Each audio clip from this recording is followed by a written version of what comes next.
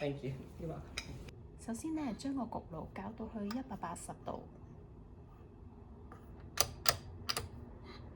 預熱大約係15分鐘。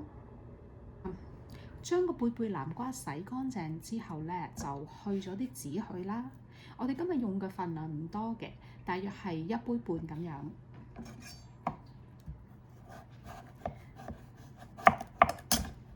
我哋將佢切細塊。呢種南瓜呢，唔需要去皮嘅，嗰啲皮都食得嘅。將個南瓜擠落去微波爐嗰度叮大約5分鐘。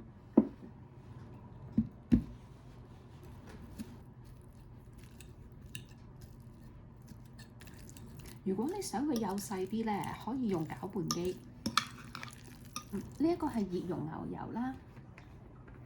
咁樣呢，我就再加啲菜油落去。用2種油嘅原因呢，就係因為淨係用牛油嘅話呢，個蛋糕呢就比較唔夠鬆軟啊。菜油呢可以令到嗰個蛋糕嗰個質地呢係比較濕軟啲嘅，所以我就好中意溝油用嘅。再加入一啲嘅中糖。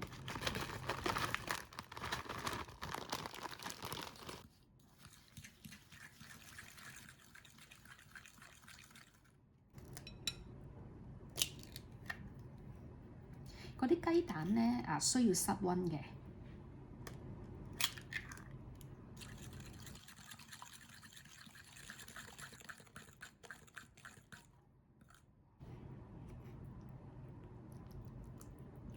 落雲呢拿油啦，我會呢個時候加埋啲香料嘅。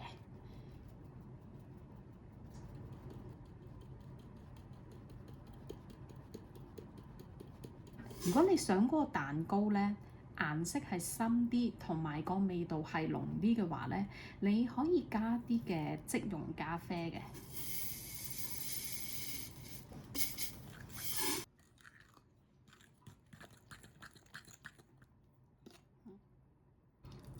呢個時候再將嗰啲貝貝南瓜加返落去啦。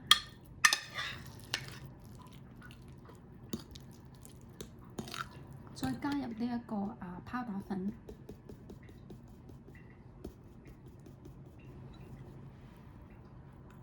跟開我頻道嘅朋友呢都知道我係中意將嗰個泡打粉同埋麵粉呢分開嚟加嘅，因為你見到而家呢攪好咗之後呢，佢嗰啲泡不斷咁樣上緊嚟㗎嘛。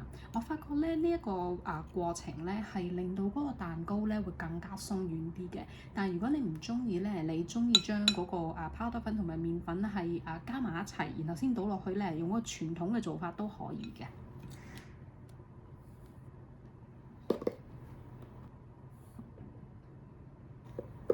將佢輕手啲咁樣攪勻佢。如果攪得太快同埋咧太過大力嘅話咧，嗰個蛋糕就一定係好實㗎啦。呢一個蛋糕咧係唔需要加牛奶嘅。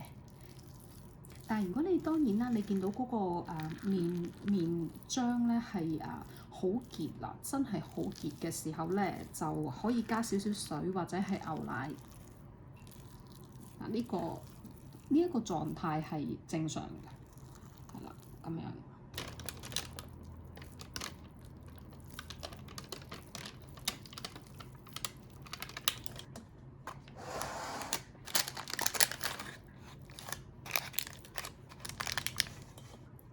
將佢放入焗爐度焗45分鐘。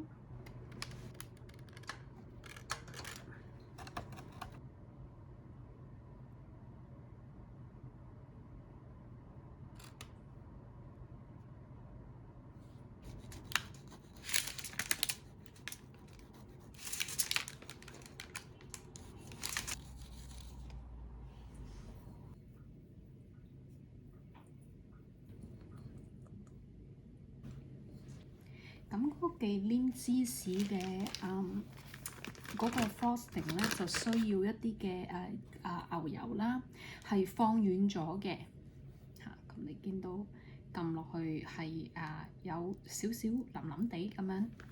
咁跟住咧就落一啲嘅糖霜，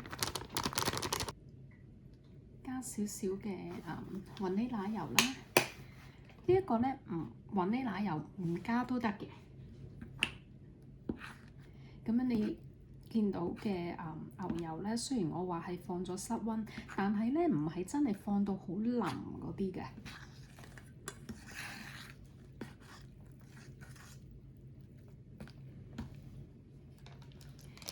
好啦，加呢一個咧忌廉芝士。呢一個咧一定要喺個雪櫃度拎出嚟，係需要係好凍嘅一個狀態嘅。